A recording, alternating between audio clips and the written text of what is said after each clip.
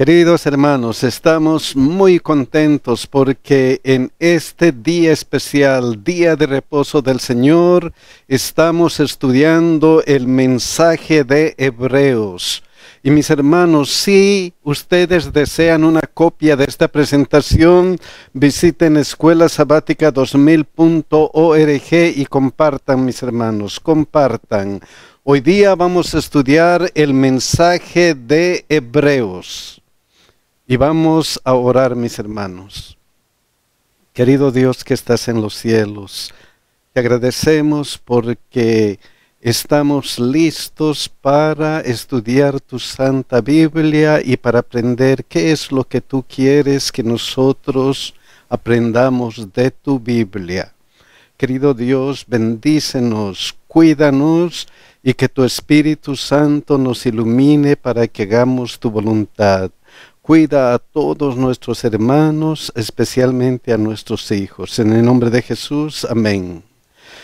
El mensaje de Hebreos, miren el versículo de memoria, Hebreos 8:1, miren cómo empieza. Ahora bien, el punto principal de lo que venimos diciendo es que tenemos tal sumo sacerdote, tenemos tal sumo sacerdote, está hablando de nuestro Señor Jesucristo. ¿Y qué pasa con ese sumo sacerdote? El cual se sentó a la diestra del trono de la majestad en los cielos. Se sentó a la diestra del trono de la majestad en los cielos. ¿Por qué? ¿Qué pasó con Jesucristo? ¿Qué pasó con Jesucristo que le dio derecho a sentarse a la diestra del trono de la majestad en los cielos? ¿Qué pasó? Vamos a recordar Hebreos 1:1 y 2. Miren lo que dice. Dios, habiendo hablado muchas veces y de muchas maneras en otro tiempo a los padres por los profetas, en estos postreros días nos ha hablado por el Hijo, a quien constituyó heredero de todo y por quien asimismo hizo el universo. Dios nos ha hablado por el Hijo, por Jesucristo. ¿Qué cualidades tenía este Jesucristo? ¿Qué cualidades? Miren lo que dice Hebreos 1:3. El cual siendo el resplandor de su gloria y la imagen misma de su sustancia, y quien sustenta todas las cosas con la palabra de su poder, el cual siendo el resplandor de su gloria, la imagen misma de su sustancia. ¿Qué significa todo esto? ¿Qué significa la imagen misma de su sustancia? El resplandor de la gloria. ¿Qué significará todo eso? Significa que Jesús era Dios. Y para ver que eso es una realidad, miren lo que dice Juan 1:1-3 y el 14. En el principio era el Verbo, y el Verbo era con Dios, y el Verbo era ¿quién? El Verbo era Dios. Ese era el Hijo, el Dios Hijo. ¿Y qué pasó con el Dios Hijo? Este era en el principio con Dios. Todas las cosas por Él fueron hechas, y sin Él nada de lo que ha sido hecho fue hecho. Y aquel Verbo fue hecho carne y habitó entre nosotros, y vimos su gloria, gloria como del unigénito del Padre, lleno de gracia y de verdad. O sea, el Dios se hizo hombre. Y ese Dios que se hizo hombre debía venir del linaje de David y en la ciudad de David. Y eso se hizo realidad aquí. Lucas 2:10-11. Miren lo que dice. Pero el ángel le dijo, no temáis, porque he aquí os doy nuevas de gran gozo, que será para todo el pueblo que os ha nacido hoy en la ciudad de David un Salvador que es Cristo el Señor. ¿Un Salvador de qué? ¿Por qué necesitaba la tierra un Salvador? Porque Satanás convirtió a la tierra en su dominio. Porque Satanás pretendía ser el gobernador de todos los pueblos de este mundo. ¿Por qué? Porque el hombre pecó. Entonces, en el plan divino, Jesucristo, el Dios que había creado el universo, se hizo carne. ¿Para qué? ¿Con qué propósito? ¿Qué tenía que hacer Él? Juan 12:31. Ahora es el juicio de este mundo. Ahora el príncipe de este mundo será echado fuera. Ese era el propósito, ganar nuevamente para Cristo, para Dios, a todos los seres humanos, a todo aquel que en Él cree, porque de tal manera amó Dios al mundo. Él vino para salvarnos de las garras de Satanás. Y por eso aquí dice, habiendo efectuado la purificación de nuestros pecados por medio de sí mismo, habiéndose sacrificado por nosotros. Dios se hizo hombre. Dios se hizo hombre. Y ahora, ¿qué le pide Dios? ¿Qué le pide Jesucristo al Dios Padre? ¿Qué le pide el Dios Hijo a su Padre? ¿Qué es lo que le pide? Miren lo que dice Juan 17:4 y 5. Yo te he glorificado en la tierra, he acabado la obra que me diste que hiciese, ya les he salvado, he muerto por ellos. ¿Y ahora qué? Ahora pues, Padre, glorifícame tú a tu lado con aquella gloria que tuve contigo antes que el mundo fuese. Con esta gloria, con la gloria divina, Señor, glorifícame. Ya he sacrificado, ya he dado mi vida por el ser humano. Y por eso, cuando Él había cumplido, habiendo efectuado la purificación de nuestros pecados por medio de sí mismo, se sentó a la diestra de la majestad en las alturas, el cual se sentó a la diestra del trono de la majestad en los cielos. Y eso es importante para el ser humano, para que todos comprendan, que Dios se hizo hombre y ahora está en el trono de Dios. Dios enfatiza en el lenguaje humano y dice, Hebreos 1:5, porque ¿a cuál de los ángeles dijo Dios jamás, mi hijo eres tú, yo te he engendrado hoy y otra vez, yo seré a él padre y él me será a mi hijo? Hebreos 1:6 y 8, y otra vez cuando introduce al primogénito en el mundo, dice, adórenle todos los ángeles de Dios, más del Hijo dice, tu trono, oh Dios, por el siglo del siglo, cetro de equidad es el trono de tu reino. Cetro de tu reino, qué palabras más majestuosas. Adoren a Jesús. Y miren cómo continúa Hebreos 1:13, pues ¿a cuál de los ángeles dijo Dios jamás, siéntate a mi diestra hasta que ponga tus enemigos por estrado en tus pies? Siéntate donde, a mi diestra. Lo mereces, no solamente porque eres Dios, sino porque eres el Salvador de este mundo. Por eso Apocalipsis capítulo 1 y 5 dice, y de Jesucristo el testigo fiel, el primogénito de los muertos y el soberano de los reyes de la tierra, al que nos amó y nos lavó de nuestros pecados con su sangre. Gloria a Él. Gloria a Jesucristo. Entonces, en primer lugar, Jesús es nuestro Rey y Salvador. Y no solamente es nuestro Rey y Salvador, no solamente eso.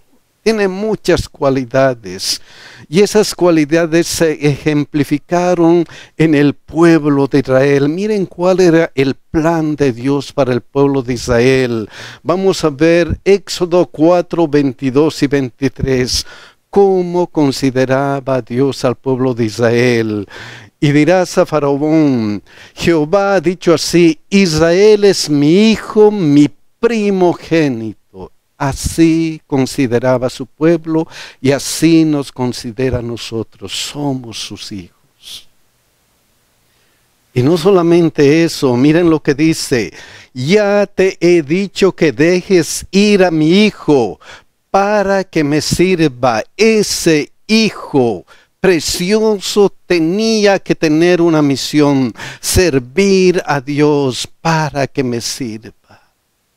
Y Dios le llenó de privilegios. Dios le dio privilegios como a nosotros nos da. Miren qué privilegios. 2 Samuel 7:9.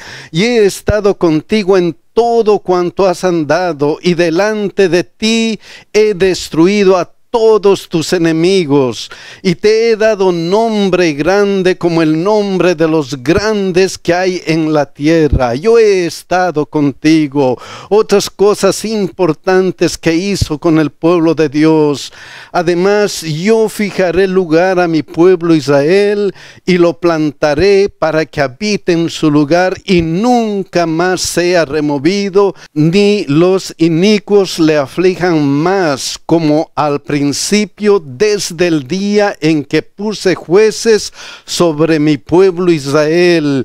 Y a ti te daré descanso de todos tus enemigos. Asimismo Jehová te hace saber que Él te hará casa. ¿Qué privilegios le dio al pueblo de Israel? Siempre en la mente de Dios ha estado eso.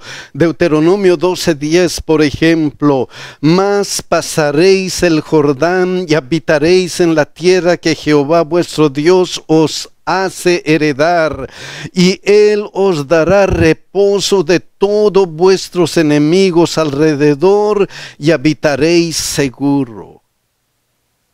Todos estos privilegios que Dios tenía preparado para el pueblo de Israel, los tiene para nosotros. Estaréis seguro. Yo voy a estar contigo. Yo te he de ayudar. Yo voy a estar contigo. Pero todo esto dependía de una cosa especial. Miren lo que dice Deuteronomio 12:8. No haréis como todo lo que hacemos nosotros aquí ahora, cada uno lo que bien le parece. No hagan lo que bien les parece. No digan: esto es lo que yo creo que tengo que hacer, esto es lo que yo creo que tengo que hacer, oh, mi opinión es esta, oh, mi opinión es esta otra, o yo pienso de esta manera, o yo pienso de esta otra manera. No, no, no, no.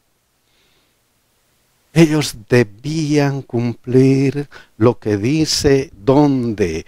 En la palabra de Dios, lo que Dios les había dado. No hagan cada uno a su manera, sino a lo que dice la palabra de Dios. Y eso es lo que Dios nos pide a nosotros. Que nosotros sigamos lo que dice aquí en la palabra de Dios.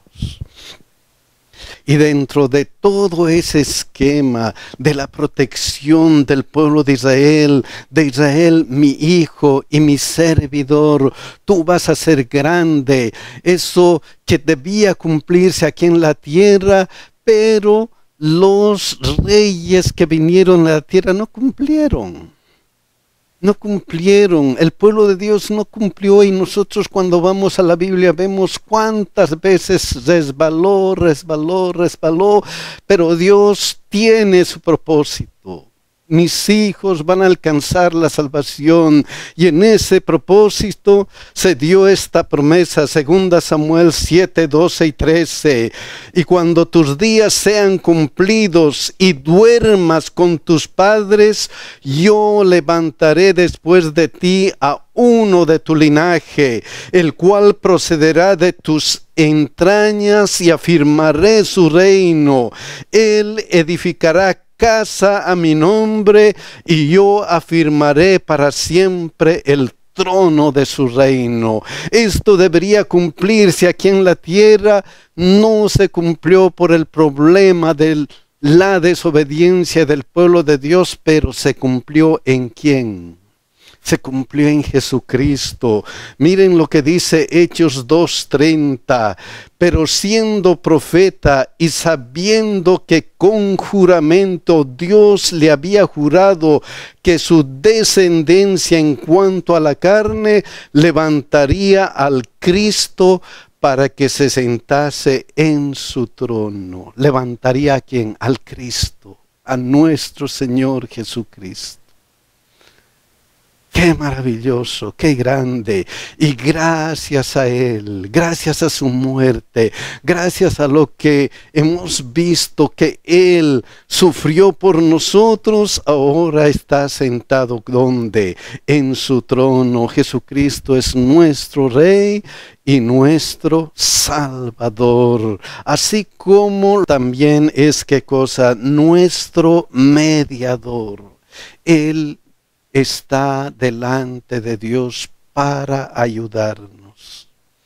Para ayudarnos. Y no solamente eso, miren este otro ejemplo.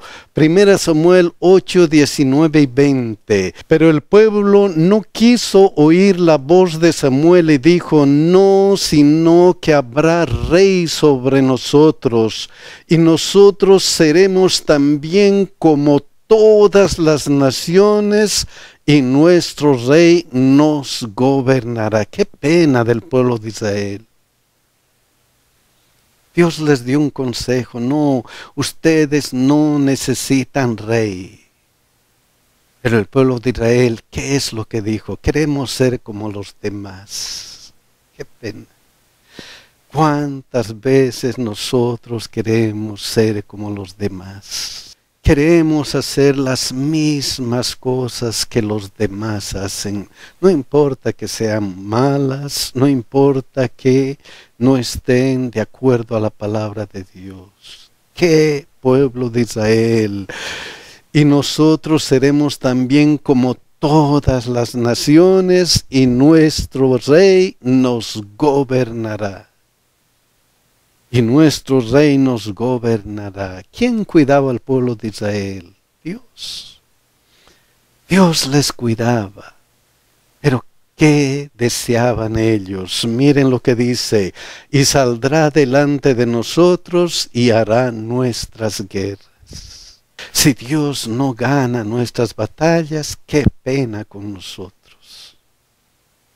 Qué pena para el pueblo de Israel. En vez de depender de Dios, en vez de tomarse de la mano de Dios, queremos ser como otros. Y solamente nuestro Rey nos va a defender de el enemigo. ¿Y qué de Dios? ¿Qué de Dios? Cuidado, mis hermanos. Cuidado que nos ocurra la misma situación. Pero aunque nosotros hacemos malas decisiones, aunque nosotros nos queremos separar de Dios, Dios nunca nos abandona. Incluso Dios utiliza estas malas decisiones para ayudarnos, como utilizó para ayudar al pueblo de Israel. ¿Querían rey? ¿O qué les vamos a dar rey? Y miren lo que sucedió, por ejemplo, con David. Miren, 1 Samuel 16, 11 y 12. Miren lo que dice. Entonces dijo Samuel a Isaí: ¿son estos todos tus hijos? Y él respondió: queda aún el menor que apacienta las ovejas. Y dijo Samuel a Isaí: envía por él, porque no nos sentaremos a la mesa hasta que él venga aquí. Envió pues por él y le hizo entrar, y era rubio, hermoso de ojos y de buen parecer. Entonces Jehová dijo: levántate y úngelo, porque este es. Levántate, úngelo, este es. David había sido ungido para que después sea rey de Israel. Rey de Israel. El pueblo de Israel decía: él nos va a defender. Y David defendió a su pueblo. Sabemos la historia de David. Sabemos la historia de David contra Goliat. ¿Qué estaba pasando en ese momento? 1 Samuel 17, 9, 10. Si él pudiere pelear conmigo y me venciere, nosotros seremos vuestros siervos.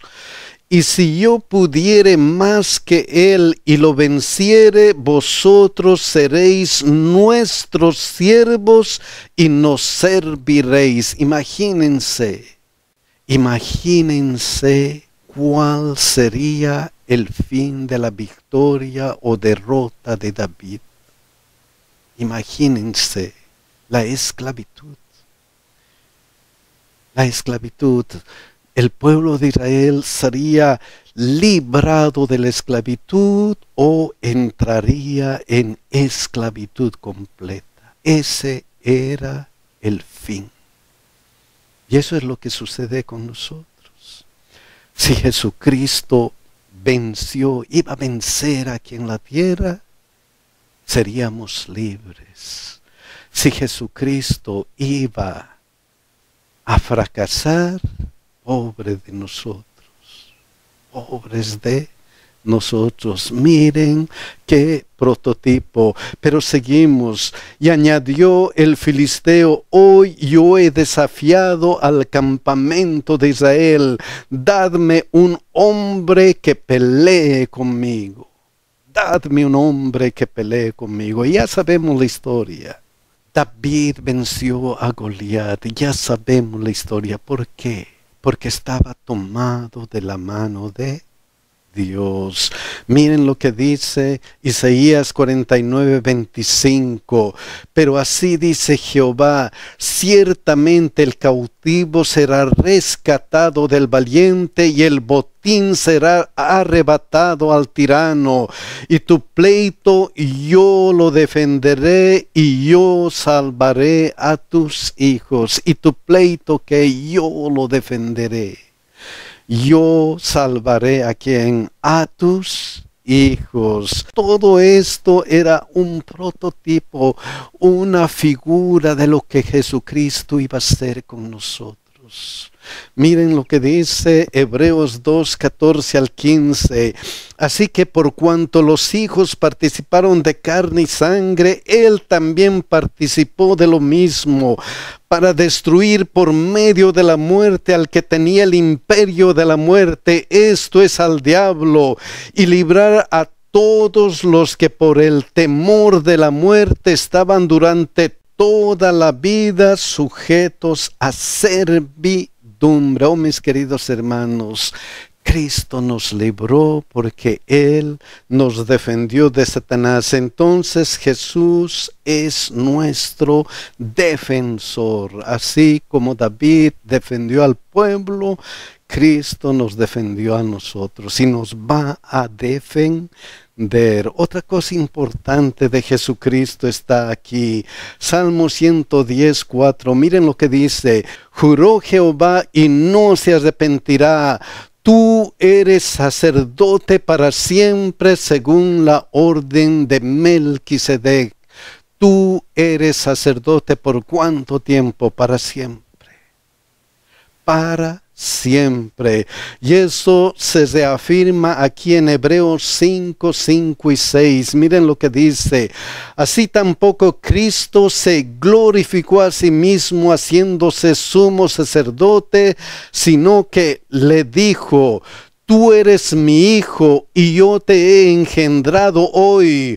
Como también dice en otro lugar, tú eres sacerdote para siempre según la orden de Melquisedec. Tú eres sacerdote para cuánto, para siempre.